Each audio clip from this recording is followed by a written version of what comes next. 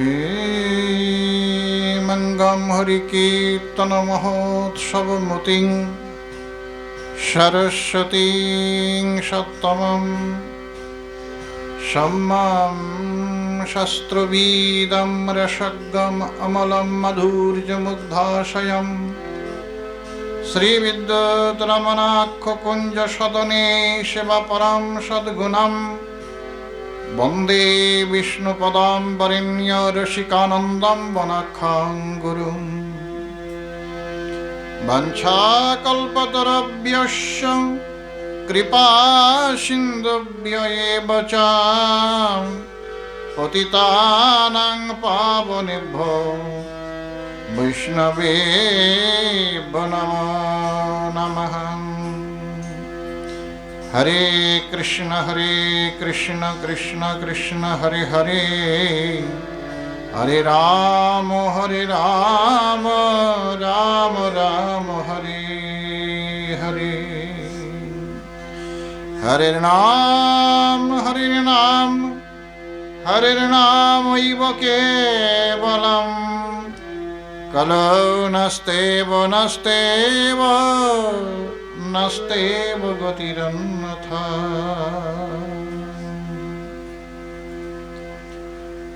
কোথা হতে আসে নর,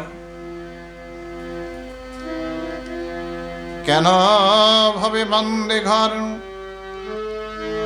দেহান্তে বা কোথা চলে যায়, স্ত্রী পুত্র বান্ধব যারা কোথা মরি যায় তারা, না জানিয়া শোক দুঃখ পায়। জগতে জন্ম মৃত্যু চক্রে আবর্তিত হচ্ছি আমরা। কোথা থেকে জীব আসে, কোথায় যায়, কেন এখানে ঘর বাঁধে, দেহান্তে বা কোথায় যায়, আমরা কিছুই জানি না, শুধুমাত্র শোক দুঃখ পেয়ে থাকি। পৃথিবীতে মানুষ হয়ে আমরা জন্মগ্রহণ করেছি। মানুষ হয়ে জন্মগ্রহণ করে আমাদের যে জ্ঞান লাভ করার কথা, যে জ্ঞান লাভ করলে জীবের পরামুক্তি ঘটে, সেই জ্ঞান লাভে আমরা পরাঙ্মুখ হয়ে আছি। তাই এই জ্ঞান, আমাদের জন্ম এবং মৃত্যু, পৃথিবীতে এলাম, পৃথিবীতে বেঁচে আছি। একদিন যেমন স্বাভাবিক নিয়মে পৃথিবী থেকে আমরা সবাই চলে যাব, কিন্তু এই যে পৃথিবীতে জন্মগ্রহণ করলাম এবং মৃত্যু, এর মাঝখানে 4টি ধর্ম আমরা যে পালন করলাম, যে আহার নিদ্রা ভয় মৈথুন, এই 4টি ধর্ম পালন করলাম। অতঃপর ধর্মার্থ কাম, এর মধ্য দিয়ে যে ত্রিবর্গ সাধন হলো, কিন্তু চতুর্থ বর্গ বা মোক্ষ বা মুক্তির জন্য আমরা কেউ চেষ্টা করিনি। কারণ আমরা এই 3টেই বুঝি, ধর্মার্থ কাম, কিন্তু চতুর্থ বর্গ যে মোক্ষ, এই মোক্ষের কথা আমরা জানি না বা বুঝি না, আর বুঝবার চেষ্টাও করি না। তাই আমরা এই সংসারে এসে কেন দুঃখ পাচ্ছি? সংসারে এসে দুঃখ পাচ্ছি এই জন্যই যে কৃষ্ণ বলি সেই জীব অনাদি বহির্মুখ, অতএব মায়া তারে দেয় সংসার আদি দুঃখ। ভগবানকে ভুলে মায়ার জগতে এলাম, মায়ার জগতে এসে নানাবিধ দুঃখ কষ্ট আমরা ভোগ করছি। জীব যেখান থেকে উদ্ভূত হলো, অর্থাৎ যে ব্রহ্মতত্ত্ব থেকে, অর্থাৎ ভগবানের যে ত্রিবিধ শক্তি, একটা বহিরঙ্গা মায়া শক্তি, অন্তরঙ্গা চিৎ শক্তি এবং তটস্থ শক্তি, এই তটস্থ শক্তি থেকে জীব উদ্ভূত হয়ে একদিকে মায়ার জগৎ দেখল, আর একদিকে ভগবানের জগৎ দেখল। মায়ার জগৎ এবং ভগবানের জগতে দুটি একই প্রকার। সেখানেও সুখ আছে, এখানেও সুখ আছে। ভগবত রাজ্যে আনন্দ আছে, এখানেও আনন্দ আছে। তাহলে দুটির মধ্যে পার্থক্য কোথায়? একটি হচ্ছে অনিত্য সুখ, অনিত্যম অসুখম। এই জগতে যে অনিত্য সুখ সেটা আমরা লাভ করে থাকি, সুখের স্থায়িত্ব নেই। ভগবত রাজ্যে এই সুখের স্থায়িত্ব আছে। আমরা এখানে সবাই সুখ চাই, কিন্তু সুখ হারিয়ে ফেলতে চাই না। চিরকাল যাতে আমাদের জীবনে সুখ থাকে, শান্তি থাকে, তার জন্য আমরা চেষ্টা করি। কিন্তু এই জগতের সুখও স্থায়িত্ব নেই, শান্তিও স্থায়িত্ব নেই। নিরন্তর বা নিরবিচ্ছিন্ন সুখ শান্তি কেউ কোনো মানুষের ভাগ্যে নেই, তা হয় না। সুতরাং আমরা যে ভগবানকে ভুলে মায়ার দিকে মুখ ফিরিয়ে একদিকে দেখলাম ভগবানের জগৎ, একদিকে দেখলাম মায়ার জগৎ, পিছনে রাখলাম ভগবানের জগৎ, মায়ার জগৎ সম্মুখে। একটা জগতে গেলে ভগবান হবেন ভোক্তা, তিনি সেব্য, তিনি সেবা গ্রহণ করবেন, আমি হব সেবক। আর এই পৃথিবীতে এলে, এই ত্রিগুণের মধ্যে এলে, প্রকৃতির মধ্যে এলে, জড় প্রকৃতির মধ্যে এলে আমি হব ভোক্তা, আমি হব সেব্য, আমি হব প্রভু। আর সমস্ত বস্তু হবে আমার সেবক, আমার অধীনতা স্বীকার করবে সব বস্তু। একদিকে ভগবান হবেন ভোক্তা, একদিকে আমি হব ভোক্তা, আমি ভোগ করব। এই বাসনা নিয়ে এই জগতের দিকে আমরা মুখ ফেরালাম। তাই কবিরাজ গোস্বামী পদ বললেন, কৃষ্ণ বহির্মুখ হইয়াম ভোগবাঞ্ছা করে, নিকটস্থ মায়াতরে জাপটিয়া ধরে। কৃষ্ণ বহির্মুখ হইয়া ভোগবাঞ্ছা করে, ভগবানের দিকে মুখ পিছন রেখে আমরা মায়ার দিকে মুখ ফেরালাম। অন্ধকার সামনে এলো। জয়া সন্মোহিত জীব আত্মানাম ত্রিগুণাত্মক। জীবকে সম্যক রূপে মোহিত করে ত্রিগুণের মধ্যে মায়া নিয়ে আসছে। মায়ার এটা স্বাভাবিক বৃত্তি। জীব আমরা ভোগ করতে চেয়েছি, এই জগৎ ভোগ করব, ত্রিগুণের প্রকৃতিকে ভোগ করব, কিন্তু আমরা তখন তো সূক্ষ্ম আত্মস্বরূপে, চৈতন্য সত্তা আত্মস্বরূপে, এই স্বরূপে কখনো এই মায়ার বস্তু ভোগ হয় না। অর্থাৎ এই জড় জগতে জড় দেহ প্রাপ্তি না হলে কখনোই তা ভোগ হবে না। মায়া আমাদের বাসনা পূর্ণ করবার জন্য আলিঙ্গন করে এই অষ্টধা প্রকৃতির এই দেহ দান করে তার মধ্যেই দেহ খাঁচার মধ্যে এই ফাঁদে ফেলে দিলেন আমাদের জীবাত্মাকে, অর্থাৎ আমাদেরকে ফেলে দিলেন। আমি অর্থাৎ আত্মা, যে ভগবানের চরণ থেকে বিচ্যুত হয়ে এই মায়ার জগতে এলাম। মায়ার জগতে এসে যখন এই দেহ পেলাম, স্বাভাবিক নিয়মে পুনরপি জন্মম পুনরপি মরণম পুনরপি জননী জঠরে শয়নাম।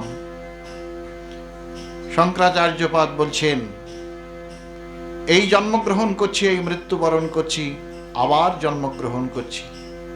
জন্ম মৃত্যুর মালার চক্রে আমরা পরিভ্রমণ করছি। তাই এই নিরন্তর যে জন্ম মৃত্যুর মালার চক্রে আমরা পরিভ্রমণ করছি, এ থেকে আমাদের কোনো প্রকার মুক্তি নেই। এই জন্মান্তরে আমরা সকলেই ঘুরে বেড়াচ্ছি। জন্মান্তরে ঘুরতে ঘুরতেই ভগবানকে ভুলে গেছি, গিয়ে সংসারে, জগৎ সংসারে এসেছি। তাই সাধক বলছেন,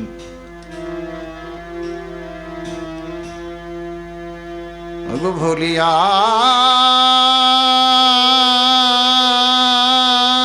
তোমারে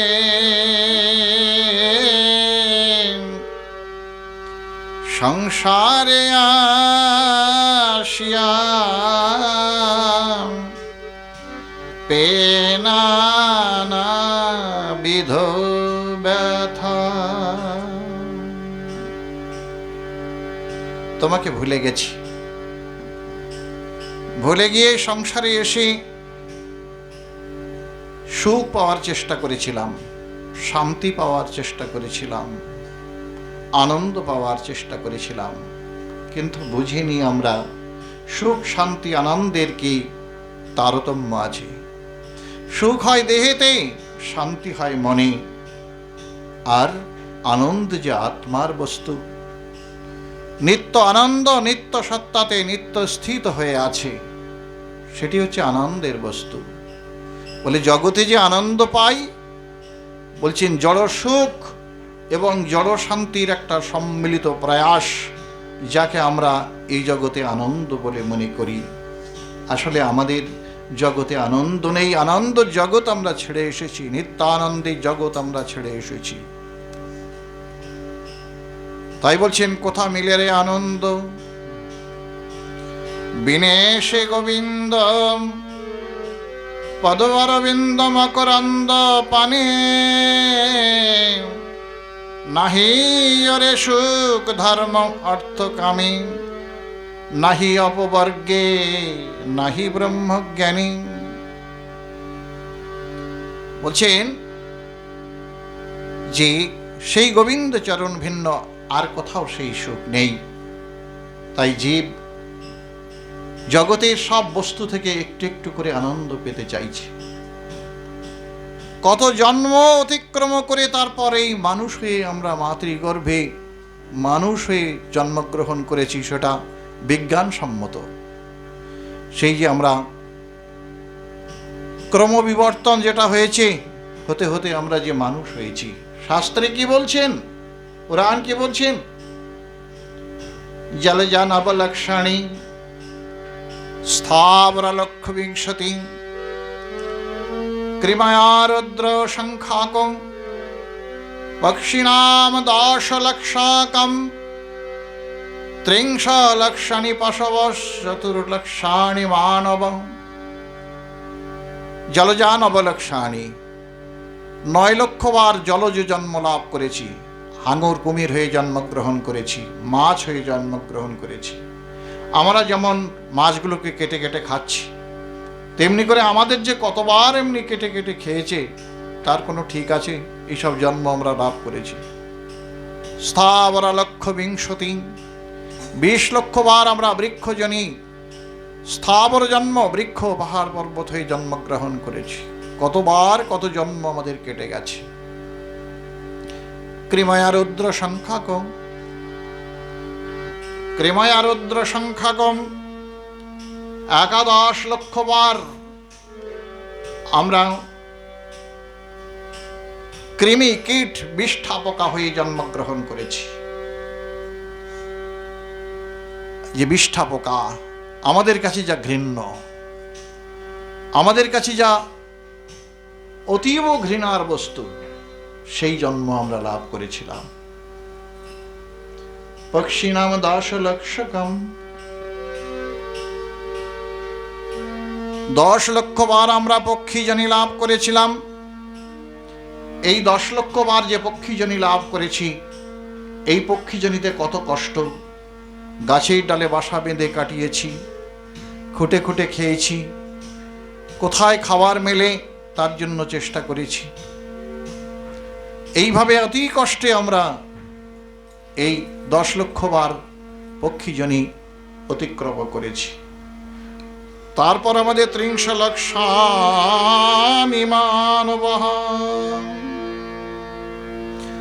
30 লক্ষাণি মানব, 30 লক্ষ বার আমরা এই মানব জন্ম পেয়েছি। 30 লক্ষ বার, কম নয়। অর্থাৎ এই যে লক্ষ শব্দটাই বহুবার, অনেক অনেকবার যে জন্মগ্রহণ করেছি তা বোঝাচ্ছেন। তাই 30 লক্ষাণি পশব, পশু জন্ম লাভ করেছি 30 লক্ষ বার।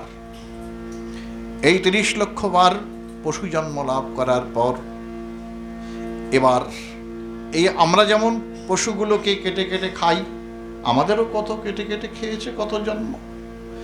এবার আমরা চতুর্লক্ষাণি মানব, এই ৮০ লক্ষ জনি অতিক্রম করবার পর ৪ লক্ষ বার মনুষ্য জন্ম লাভ করি, কিন্তু সব জন্মে আমাদের হরিভজন হয় না।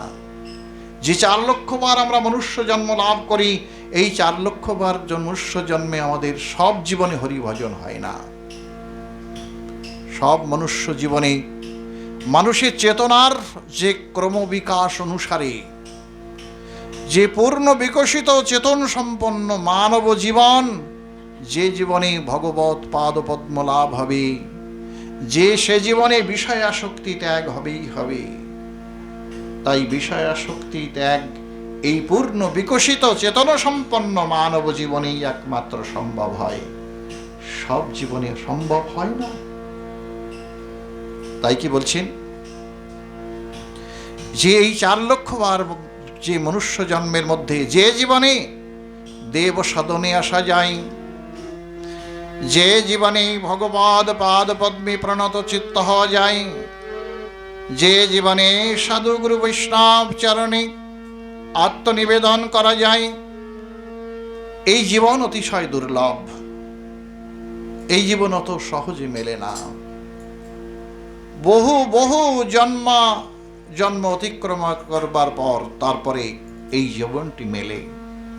কিন্তু এই জন্ম পেয়ে কিনা আমরা হেলায় হারিয়ে দিচ্ছি, আমাদের জ্ঞান আসে না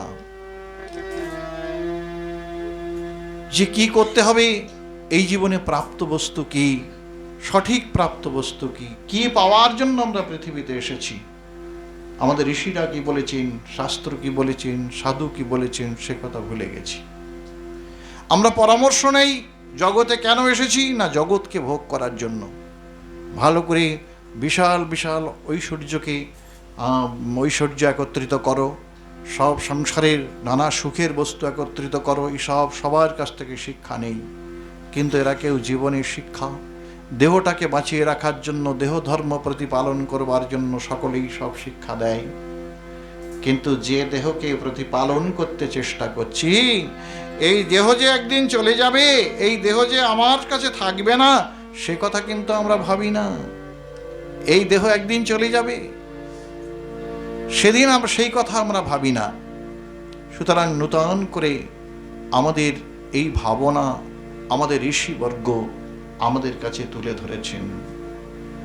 ভগবান শ্রীকৃষ্ণ গীতাতে অর্জুনকে বলছেন, হে অর্জুন, জন্ম কর্ম চ মে দিব্যমেবং যো বেত্তি তত্ত্বতম ত্যক্তা দেহ পুনর্জন্ম নৈতি মামেতি অর্জুনং।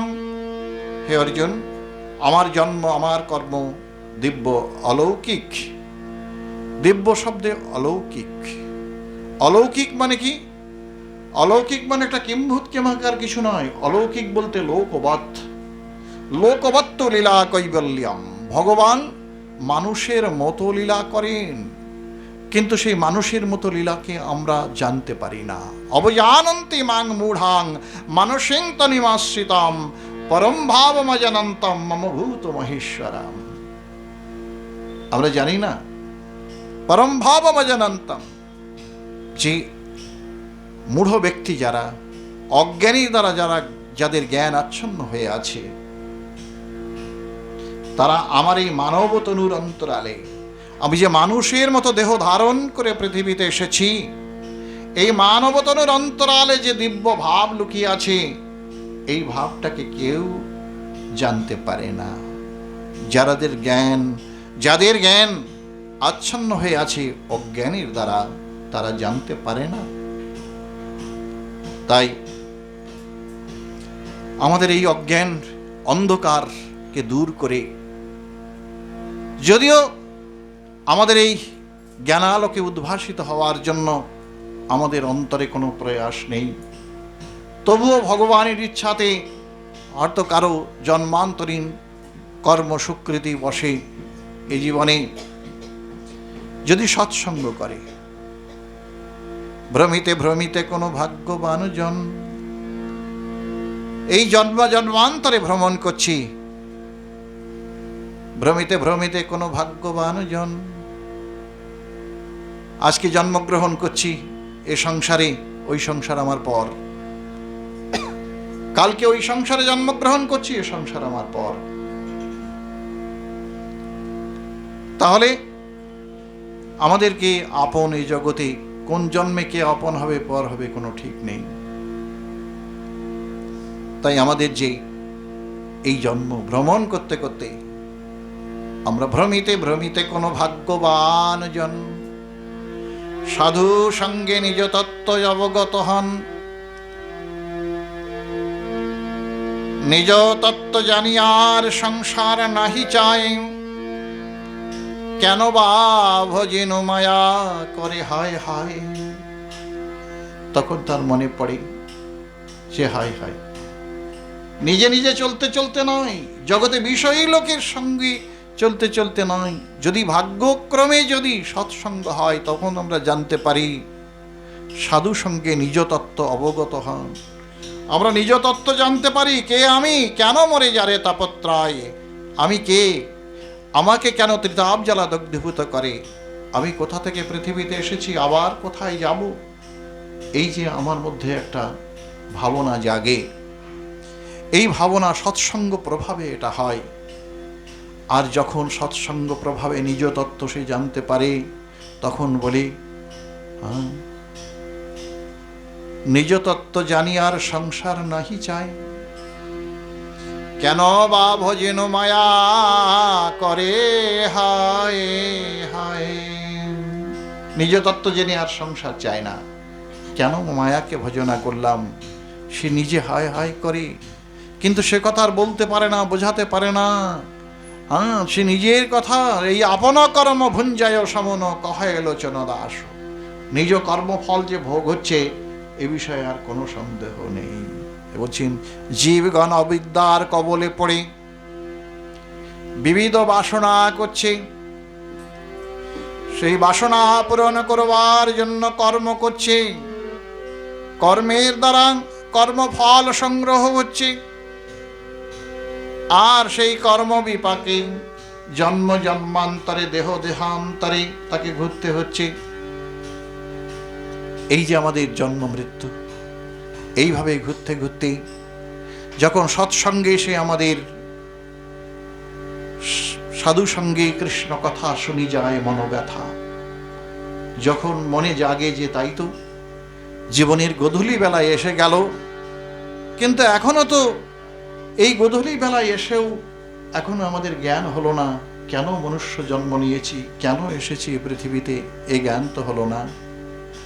ভগবান তোমাকে ভুলে এত কষ্ট জন্মান্তরে, দেহান্তরে তোমাকে ভুলে কত জন্ম পেলাম, এই 84 লক্ষ জনই ঘুরে বেড়াচ্ছি।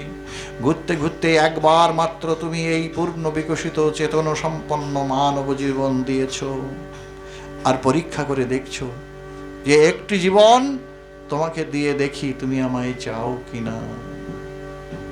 তাই বলছেন ঠাকুর ভক্তি বিনোদ বলছেন, ওগো ভুলিয়া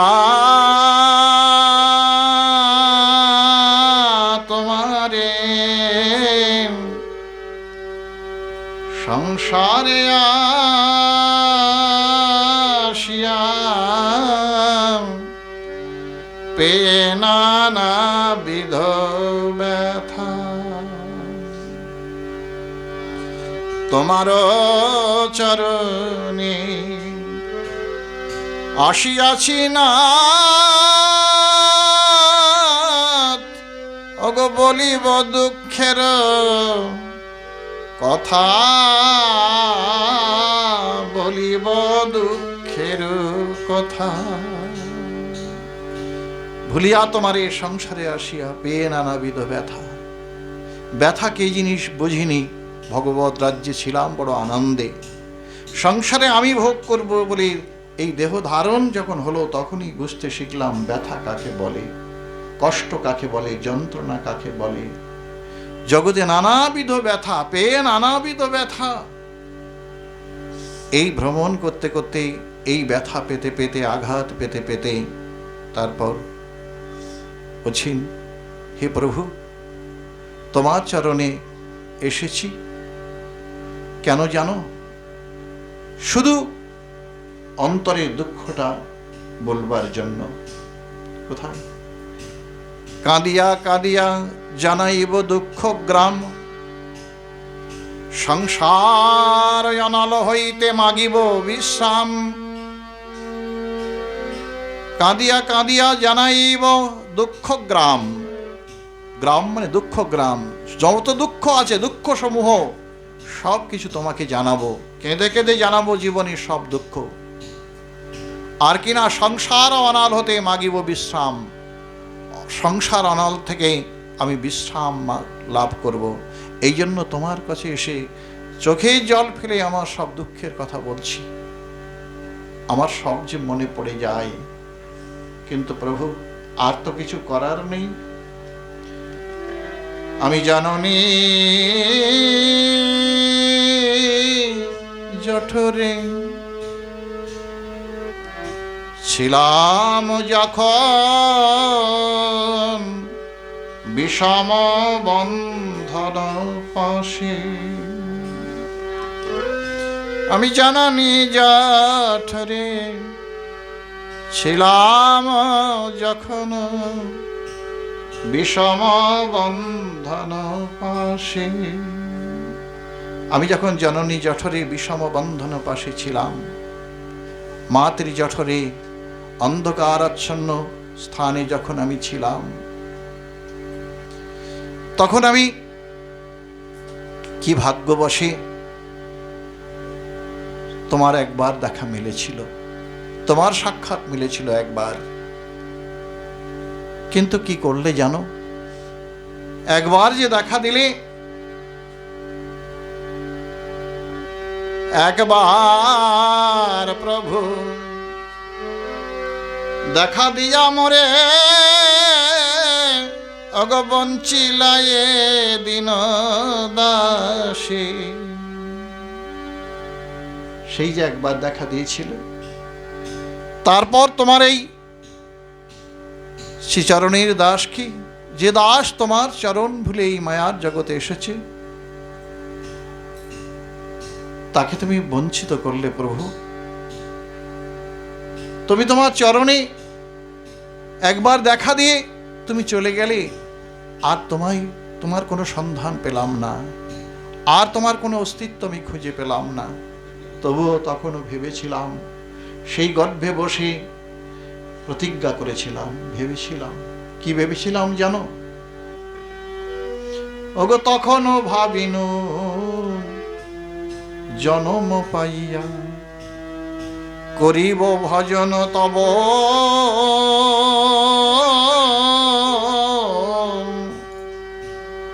তখনও ভাবিনু জনম পাইয়া করিব ভজন তব।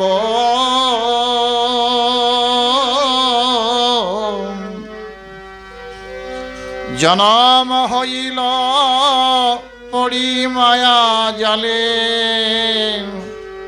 না হইল জ্ঞান লাভ। তখন ভেবেছিলাম, হে প্রভু, এই অন্ধকারাচ্ছন্ন মাতৃকক্ষী থেকে তুমি আমাকে ভূমিষ্ঠ করে দাও। আমি যখন পৃথিবীতে যাব, তখন তোমার পৃথিবীতে গিয়ে তোমার ভজনা করব। প্রভু, তুমি আমাকে ভূমিষ্ঠ করে দাও। কিন্তু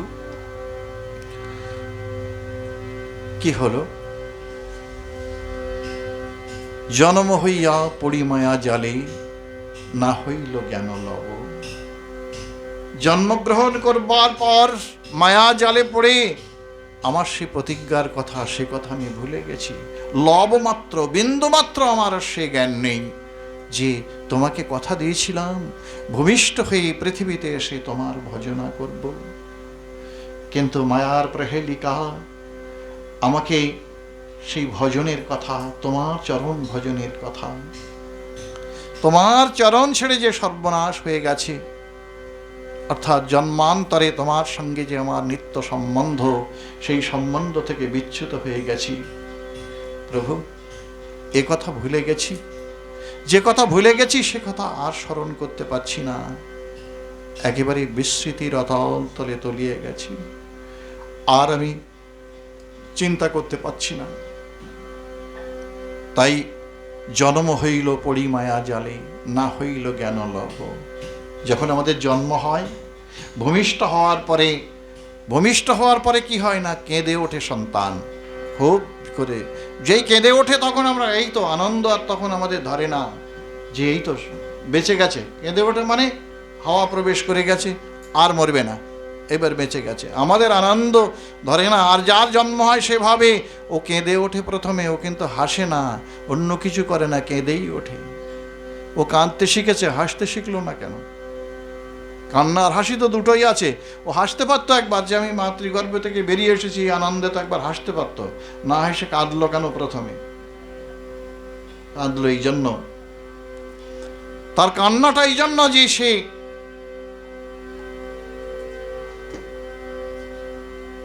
এই মায়ার রাজ্যে চলে এসেছে। তার মধ্যে এই মায়া রাজ্যে প্রবেশ করে এমন একটা জায়গায় চলে এসেছি যে এখানে আর ঈশ্বর সাধনা ভজনা কোনো কিছুই এখানে নেই। এখানে সব ভগবদ বহির্মুখতা। এখানে সবাই আমরা ভোক্তা, সব বস্তু আমাদের সেবক। প্রভু, তোমার চরণে যখন ছিলাম তখন তুমি ছিলে ভোক্তা, আমরা সবাই তোমার সেবক ছিলাম। কি সুখের রাজ্য পরিত্যাগ করে চিরদুঃখের রাজ্যে ঘুরে বেড়াচ্ছি। তাতেও আপত্তি ছিল না, যদি এখানে চিরদিন থাকা যেত, এই দেহেতে যদি টিকে থাকা যেত, তাতেও আপত্তি ছিল না। কিন্তু ইচ্ছা করলেও থাকতে পাবো না। জাতস্য হি ধ্রুবর মৃত্যু, জন্মিলে মরিতে হবে, আমার কে কোথা রবে। জাতস্য হি ধ্রুবর মৃত্যু, জাতকের মৃত্যু অবশ্যম্ভাবী। কিন্তু ইহ অর্জুন, তারপরেই ভগবান বলছেন ধ্রুবং জন্ম মৃতস্য চ। জাতকের মৃত্যু যেমন অবশ্যম্ভাবী, তেমনি মৃতের জন্ম অবশ্যম্ভাবী। জন্ম হবে। এখানেই শঙ্করাচার্যপাদের কথা যে পুনরপি জননম পুনরপি মরণম পুনরপি জননী জঠরে শয়নম।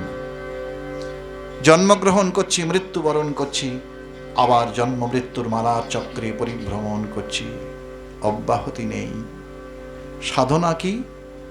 সাধনাই জন্ম মৃত্যুর মালার চক্র থেকে নিজেকে অব্যাহতি দিয়ে সে আনন্দলোকে ভগবানের শ্রীপাদ পদ্মে সেবক হয়ে তার চরণে ফিরে যাওয়া। সে কথা আর এখন মনে নেই, সে কথা মনে আসছে না। কি হচ্ছে জীবনে এবার? কি হচ্ছে? ওগো আদরের ছেলে, আদরের ছেলে, খুব আদর ছেলে হয়েছে, সবাই আদর করে। মা কোলে করছে, জেঠিমা কোলে করছে, ঠাকুমা কোলে করছে, কাকিমা কোলে করছে, প্রতিবেশী কোলে করছে, কত আনন্দ, সবার কত আনন্দ। কিন্তু আমার আনন্দ নেই। আমি তখন কথা বলতে পারছি না, মশায় কামড়ালে বলতে পারছি না, মাছিতে কাটলেও বলতে পারছি না, খিদে পেলেও বলতে পারছি না, কোনো কিছু মুখে বলতে পারছি না। বুঝছেন? তখন কি না কেন বলে, আমার ছেলে যখন জন্ম হয়েছে তখন থেকেই দেখছি ভীষণ রাগী, এখনও রাগী। বলে জন্ম থেকে রাগী বুঝলেন কেন? বলে 2 বছরের মধ্যে কথা বলিনি জন্মের পরে, এই জন্য ভীষণ রাগী, তখন থেকেই বুঝতে পেরেছি। তো আদরের ছেলে স্বজনের কোলে হাসিয়া কাটানো কাল, আদরের ছেলে হয়ে স্বজনের কোলে কোলে ঘুরেছি, কত আনন্দে কাল অতিপাত করেছি, তাই না? কত আনন্দে কাল কাটিয়েছি।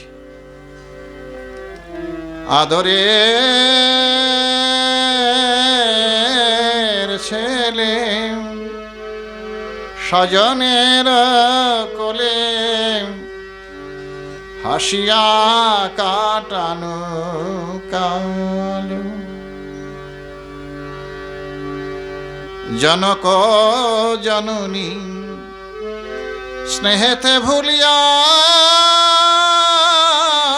সংসার সংসার লাগিল ভালো। জনক জননীর স্নেহেতে আমরা ভুলে গেলাম মায়ের কোল। পৃথিবীতে এত বড় শান্তির জায়গা আর কোথাও আছে কি? মাতৃস্নেহের কোনো বিকল্প নেই। মায়ের কাছে সন্তান কখনো বড় হয় না। সন্তান যতই হোক, যেমনই মায়ের সঙ্গে ব্যবহার করুক না কেন, মা চিরদিনই মা। মা সন্তানকে তার অন্তর্সঞ্চিত বাৎসল্য ধারায় সব সময় সর্বদাই স্নাত করবার চেষ্টা করছেন। কখনোই বাৎসল্যে বিরাম নেই। একটা জিনিসে ভেজাল নেই পৃথিবীতে, মাতৃদুগ্ধ আর মাতৃবাৎসল্য। এই জিনিসটায় ভেজাল নেই পৃথিবীতে। সেই জন্য একটা বাউল গেয়েছেন, মায়ের অন্তর কেমন? বলে বিদেশে বিপাকে যাহার বেটা মারা যায়, পাড়াপড়শি না জানিলে জানে তার মায়। বিদেশে বিপাকে পড়ে যদি কারো সন্তান মারা যায়, ছেলে মেয়েরা মারা যায়, পাড়াপড়শি না জানতে পারলেও মায়ের মন বলে দেয় আমার ছেলে বেঁচে নেই। ঠিক মায়ের মন বলে দেবে। যতই তোমরা বোঝাও না কেন, মা ঠিক বুঝতে পারে যে আমার ছেলে বেঁচে নেই। এই জন্য মাতৃবাৎসল্য, জনক জননী স্নেহ, এই স্নেহের মায়ার বন্ধন, দুটো মানুষের মধ্যে বন্ধন সৃষ্টি করে দিয়েছেন ভগবান। কে দিয়ে? মোহ। মোহ কাকে বলে? মম মাতা মম পিতা মমিয়াং গৃহিণী গৃহম এতাদস্তু মমত্বং যৎসমোহ ইতি কীর্তিত। আমার মাতা, আমার পিতা, আমার পুত্র, আমার কন্যা, আমার স্ত্রী, আমার গৃহ, এসব হচ্ছে এসবের প্রতি যাদের মমত্ব বোধ, এতদস্তু মমত্বং যৎসমোহ ইতি কীর্তিত। এইসবে যাদের মমত্ব বোধ, একে বলা হয়েছে মোহ। আর জগতে মোহ নামক একটা বস্তু আছে বলে সংসার এখনো এইভাবেই চলছে। তথাপি মমতাবর্তী মোহ গর্তে নিপতিতা। জগতে মোহ বলে একটা বস্তু আছে। দুটো মানুষকে বেঁধে রাখার জন্য দড়ি দিয়ে বেঁধে রাখা যায় না কাউকে, কিন্তু একটা অদৃশ্য বন্ধন, এই অদৃশ্য বন্ধনের নাম হচ্ছে মোহ। একটা মানুষকে দড়ি দিয়ে বেঁধে রাখুন, রাখা যায় না, কিন্তু এমন একটা বন্ধন আছে, যে বন্ধন, সে বন্ধন তাকে সরিয়ে দিলেও বেঁধে রাখতে হবে না, তাকে ঠেলে সরিয়ে দেওয়া যায় না। এর নাম হচ্ছে মোহ। তাই জননী জঠরিয়া বলছেন, জনক জননী স্নেহেতে ভুলিয়া সংসার লাগিল ভালো। জনক জননী স্নেহেতে ভুলে কি সংসার কত ভালো। হ্যাঁ, ভালো না? ছোটবেলাটা কত ভালো ছিল, কত ভালো ছিল ছোটবেলাটায়। এখন যত সব ঝামেলা হয়ে গেছে। ওইরকম ভগবানের নিয়ম, এরকম ছোট থাকলে ভালো ছিল, কিন্তু বড় হয়ে গেছি। তাই জনক জননী স্নেহেতে বলিয়া সংসার লাগিল ভালো। ওই স্নেহের বন্ধনে আবদ্ধ হয়ে একটু একটু করতে করতে সংসারকে বড় ভালোবেসে ফেলেছি। এখন প্রকৃতির নিয়মে দেহ পেয়েছি, দেহ ধীরে ধীরে বেড়ে উঠছে, বড় হচ্ছে। এই দেহটা বেড়ে উঠছে, বাড়তে বাড়তে একেবারে 16 কলায় পরিপূর্ণ হয়ে উঠবে। 16 কলায় পরিপূর্ণ হয়ে উঠবে। দেহের শৈশব, বাল্য, পৌগণ্ড, কৈশোর, যৌবন, প্রৌঢ়ত্ব, এগুলো ধারাবাহিকভাবে আমাদের জীবনে আসবে। স্বাভাবিক নিয়মে এগুলি আমাদের জীবনে আসবে। তার শুরুটা কেমন হয়?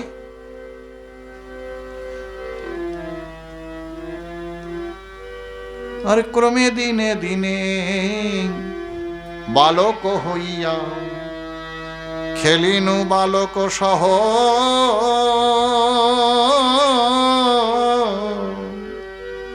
ক্রমে দিনে দিনে বালক হইয়া খেলিনু বালক সহ, আর কিছুদিনে জ্ঞান উপজিল, পাঠ পড়ি অহরহ। ক্রমে দিনে দিনে বালক হইয়া খেলিনু বালক সহ, বালক হয়েছি, অন্যান্য বালকের সঙ্গে আমরা খেলছি, আনন্দে মেতে আছি, কিন্তু আমাদের সেই বাল্যকালেও উৎকৃষ্ট সঙ্গ হয় না। দেখুন প্রহ্লাদের সময়ে চিন্তা করুন, তার খেলার সাথীরা খেলতে যাচ্ছে, প্রহ্লাদ তাদের ডেকে বলছেন, শোনো বন্ধুরা, খেলার সাথীরা, তোমরা খেলতে যেও না। কারণ কি? কৌমার আচারিত প্রাজ্ঞ ধর্মান ভাগবতানিহ, কৌমার আচারিত প্রাজ্ঞ ধর্মান ভাগবতানিহ। কুমার কাল থেকে এই ভাগবত ধর্ম আচরণ করো, অর্থাৎ যে ধর্মের দ্বারা, যে ধর্ম আচরণের দ্বারা, যে ধর্ম পালনের দ্বারা ভগবানের চরণে ভক্তি লাভ করা যায়, নিরুপাধিক প্রেম লাভ করা যায়, ভগবানকে পরিতুষ্ট করা যায়, এমন একটি পন্থা তোমরা অবলম্বন করো। কৌমার আচারের প্রাজ্ঞের ন্যায় আচরণ করো কুমার কাল থেকেই। কারণ জীবনে ঠিক নাই, একটা মানুষ গর্ভে মরে, ভূমিষ্ঠ হয়ে মরে, শৈশবে মরে, বাল্যে মরে, পৌগণ্ডে মরে, কৈশোরে মরে, যৌবনে মরে, বার্ধক্যে মরে। মৃত্যু কখনো কাউকে নোটিশ দিয়ে আসে না। যে কোনো মুহূর্তে টেনে হিসড়ে স্বজন প্রীতির সান্নিধ্য থেকে বঞ্চিত করে কোথায় কোন অজানা দেশে নিয়ে যায়, কেউ তার সন্ধান দিতে পারে না। তাই শ্রীমদ্ ভাগবত বলছেন, জীবন চলে যাবে, তোর নাম যাতে তো দেরি করো না। যে মুহূর্তে তুমি সৎসঙ্গে সেই ভগবত কথা শ্রবণ করে বুঝলে জীবনে হরিভজনই একমাত্র মানব জীবনের কর্তব্য, সেই দিন থেকেই তুমি কি করবে? তোর নাম যাতে তো সেই মুহূর্তে তুমি শুরু করবে। আর কতদিন করবে? অনুমৃত্যু যাবৎ, অর্থাৎ যতদিন পর্যন্ত না তোমার মৃত্যু হয় ততদিন পর্যন্ত তোমাকে প্রয়াস করতে হবে, চেষ্টা করতে হবে প্রতিনিয়ত, অনুমৃত্যু যাবৎ। এর মধ্যে এই চেষ্টার কোনো প্রকার ত্রুটি হলে হবে না। যেমন দেহটা রাখার চেষ্টা যদি না করি, দেহকে যদি অবহেলা করি, তাহলে দেহটা নষ্ট হয়ে যাবে। আমরা চেষ্টা কোথায় করছি না? আমরা সুখের জন্য চেষ্টা করছি, শান্তি পাওয়ার জন্য চেষ্টা করছি, দেহটার জন্য আমরা বিশেষভাবে এই দেহকে রক্ষা করার জন্য চেষ্টা করছি। অথচ আমরা কিন্তু ভালোভাবেই জানি এই দেহটা আমাদের থাকবে না। জানি না, সকলেই জানি, আমরা বুঝি সকলেই যে দেহটা থাকবে না। তার জন্য আমরা কত চেষ্টা করছি। যে বস্তু থাকবে না জেনেও তার জন্য কত চিন্তা, কত চেষ্টা। আর যার কাছে চিরদিন থাকব, যার চরণ প্রান্তে গিয়ে আশ্রয় মিলবে, যার পাদপদ্মে গেলে পরাশান্তি লাভ হবে, জীবনের সমস্ত হেয়তা, নশ্বরতা, অবরতার পরপারে দিব্য প্রাকৃত শাশ্বত শ্যামল সুন্দর ভগবান শ্রী গোবিন্দের মাধুর্য বিমণ্ডিত লীলাধাম, সেখানে যাওয়ার জন্য একবার কি চেষ্টা করতে পারি না? কারণ কি, এখানে থাকলে আপত্তি নেই, কিছুই করতে হবে না, আমাদের ঈশ্বর ভজনা করতে হবে না, ভগবানকে ডাকতে হবে না। একটা শর্ত আছে, সেই শর্তটা পালন করলে কি না, এই পৃথিবী থেকে যেতে হবে না কোনো দিন। এটা যদি ঠিক হয় তাহলে ঈশ্বর ভজনা করতে হবে না।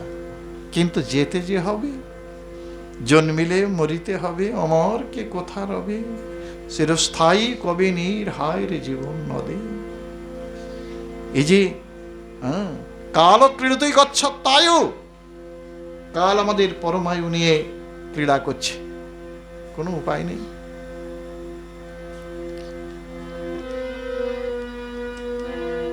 আর ক্রমে দিনে দিনে বালক হইয়া খেলিনু বালক সহ,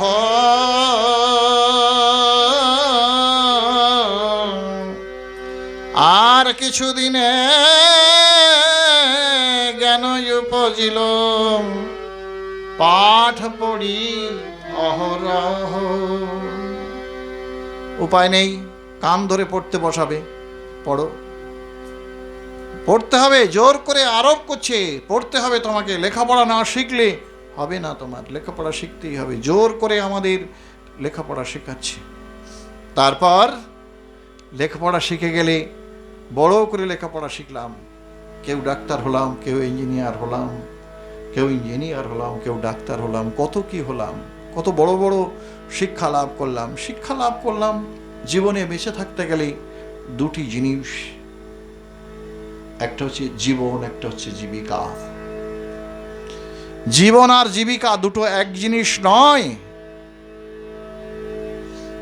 জীবিকার সঙ্গে জীবনকে মিশিয়ে ফেললে হবে না। জীবন জীবনের ভূমিকায় রাখতে হবে, আর জীবিকার ভূমিকায় নিজেকে রাখতেও হবে। তাই দুটো জিনিসকে আলাদা করে ভাবতে হবে। জীবিকা কেন? জীবনের জন্য। হ্যাঁ, অর্থবিত্ত আয় করি কেন, পয়সা করি আয় করি কেন? জীবনের জন্য। সুতরাং জীবিকাটা হচ্ছে জীবনের জন্য। সুতরাং এক নয়, দুটো এক নয়, সম্বন্ধ আছে বটে, কিন্তু এক নয়। তাই জীবনের অর্থ খুঁজতে হবে। অর্থ উপার্জন করছো কেন? ক্ষুধা নিবৃত্তি করার জন্য। ক্ষুধা নিবৃত্তি করছো কেন? বেঁচে থাকার জন্য। বেঁচে থাকবে কেন? কেউ বলছে বেঁচে থাকবো এই বীরভোগ্য বসুন্ধরা, বীরের মতো বসুন্ধরাকে ভোগ করব বলে বেঁচে থাকবো। আর কেউ কি বলছে না, বেঁচে থাকবো এই জন্য ওরে মন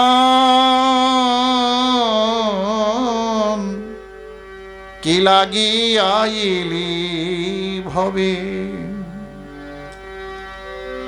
ওরে মন মন রে মন তুই কি লাগিয়া আইলি ভবে। এমন জনমে হরি না ভজিলি সে তুই মানুষ কবে। এমন জনমে হরি না ভজিলি সে তুই মানুষ কবে। কি তুই এমন জন্ম পেয়ে হরি ভজনা করলে তোকে মানুষ বলবো কি করে? জানিস, আজি পাখিরে যে নাম লইলে লয় সারি সুখ আদি যত। পাখিরে যে নাম লইলে লয় সারি সুখ আদি যত। তুমি তে ইহাতে, তুমি যে ইহাতে আলস্য করহ এ হয় কেমন মতো। সারিসুখ আদি যা আছে পাখিরা, তারাও নাম করে, তাদের নাম শেখালে তারা নাম শেখে, আর তুমি আলস্য করো কেন? এ কেমন তোমার রীতি, কেমন তোমার রীতি? ও ভেবেছ বিদ্বান হয়েছ, বড় হয়েছ, বিদ্বান হয়ে কি করছো জানো? ওগো বিদ্যার বিলাসী ভ্রমি দেশে দেশে ধন উপার্জন করি। লেখাপড়া শিখেছি, বিদ্যার বিলাস কি? ধন উপার্জন করা। যার ধন ঐশ্বর্য আছে পৃথিবীতে, তার সবাই আছে দেখবেন। হ্যাঁ, ঠাকুর দাদা 3 পুরুষের বাবা বেড়াতে আসে তখন বাড়িতে। আর যদি ধন সম্পদ না থাকে তখন আর কেউ আসবে না, আপনার দিকে কেউ ফিরে তাকাবে না। সেই জন্য বলছেন জড়বিদ্যা যত মায়ার বৈভব তোমার ভজনে বাধা। জড়বিদ্যা যত মায়ার বৈভব তোমার ভজনে বাধা। মোহ জনমিয়া অনিত্য সংসারে জীবকে করে গাধা। মোহ জন্মিয়া অনিত্য সংসারে জীবকে করায় গাধা। এই যে গাধা না হলে বোঝা পাওয়া যায় না। আর বিদ্বান না হলে সংসার চালানো যায় না, তাই না? গাধা না হলে কেউ বোঝা বইতে পারে?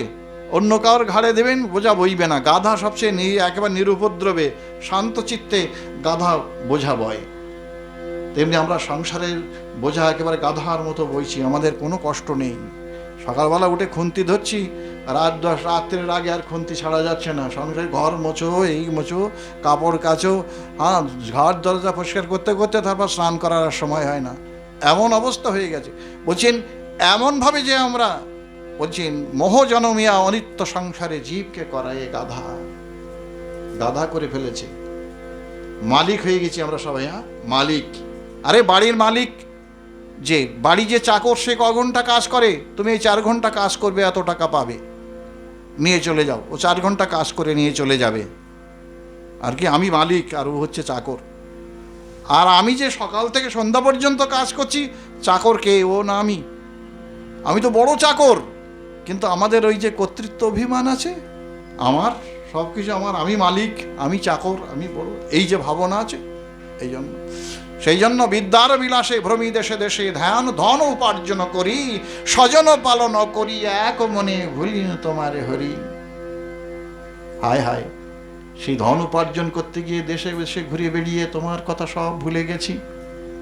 চারিদিকে আর অন্য কিছু দেখতে পাই না। যেমন পাতকুয়ার মধ্যে পড়ে গেলে যেমন পাতকুয়ার দেয়াল ছাড়া আর কিছু দেখা যায় না, তেমনি আমি দেশে যাই বিদেশে যাই, যেখানে যাই না কেন, যখনই আমার মনে পড়ে, যে জগতের কথা যখন মনে পড়ে, তখনই কি হয় না, মম মাতা মম পিতা মমেয়ং গৃহিণী গৃহম, আমার মাতা আমার পিতা আমার পুত্রকন্যা আমার গৃহ আমার গৃহিণীর এই দেয়ালে আমি আবদ্ধ হয়ে থাকি, এর বাইরে আমি চিন্তা করতে পারি না। দেখুন এত বড় বিদ্বান হয়েছি, তবু এই মোহ দেয়ালের মধ্যে আমাদের মাথা ঠুকে যাচ্ছে, এর বাইরে যাওয়ার উপায় নেই। এই করতে করতেই জীবনের কখন যেন জীবনের সেই যে মধ্যাহ্ন সূর্যের আবির্ভূত হয়েছিল, জীবনের মধ্যাহ্ন সূর্য, সেই মধ্যাহ্ন সূর্য কখন ধীরে ধীরে অস্তমিত হয়ে গেছে, অবেলা হয়ে এসেছে, সূর্য পাটে যাচ্ছে, জীবন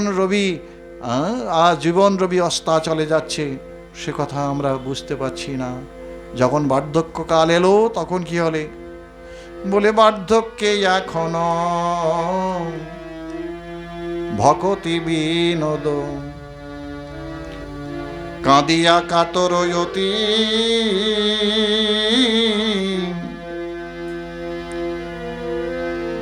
না ভজিয়া তোরে দিন বৃথা গেল, এখনো কি হবে গতি। ভক্তিবিনোদ ঠাকুর কে ছিলেন জানেন? যিনি ভক্তি সিদ্ধান্ত সরস্বতী গোস্বামী ঠাকুর, এইসব চৈতন্য মঠের যত পৃথিবীতে মঠ আছে তার আদি গুরু যিনি, এই ইস্কনের প্রভুপাদ যিনি, তারও গুরু যিনি, সেই প্রভুপাদের পিতা ছিলেন ম্যাজিস্ট্রেট ভক্তিবিনোদ ঠাকুর, ম্যাজিস্ট্রেট ছিলেন তৎকালে। তারই সব লেখা এই বৈষ্ণব সমাজে আজকাল যে অনুশাসন যা কিছু চলছে এখন, তারই লেখা। আমরা যে গৌড়ীয় মঠে যত কিছু আছে, অনুশাসন বলতে যা বোঝায়, ভজন সাধনের কথা যা বোঝায়, তারই সব। তাই বলছেন বার্ধক্যে এখনো ভকতি বিনোদ, কাঁদিয়া কাতরয়তি, আরে না ভজিয়া তোরে দিন বৃথা গেল, অগনা ভজিয়া তোরে দিন বৃথা গেল, এখনো কি হবে গতি, এখনো কি হবে গতি। না ভজিয়া তোরে দিন বৃথা গেল, এখনো কি হবে গতি। বলে গতি নাই গতি নাই, এ ভব সংসারে জীবের গতি নাই গতি নাই। বলি ভজ ভজ ভজ ভাই রে, ভজিলে জীবন ভজিলে জনম হবে ধন্য। বলি ভজ ভজ ভজ ভাই রে, বলি ভজিলে জনম হবে ধন্য। ভজ ভজ ভজ ভাই রে, আজি পেয়েছ সাধের, তুমি পেয়েছ সাধের মানব জনম। একবার ভজ ভজ ভজ ভাই রে, হয় কি না হয় মানব জনম, একবার ভজ ভজ ভজ ভাই রে। ওগো আর হবে না এমন জনম, একবার ভজ ভজ ভজ ভাই রে, আর হবে না এমন জনম। একবার ভজ ভজ ভজ ভাই রে, নিতাই গৌর হরি বল, হরি বল, হরি বল, হরি বল। নিতাই গৌর প্রেমানন্দে, হরি হরি বল, হরি হরি হরি হরি বল।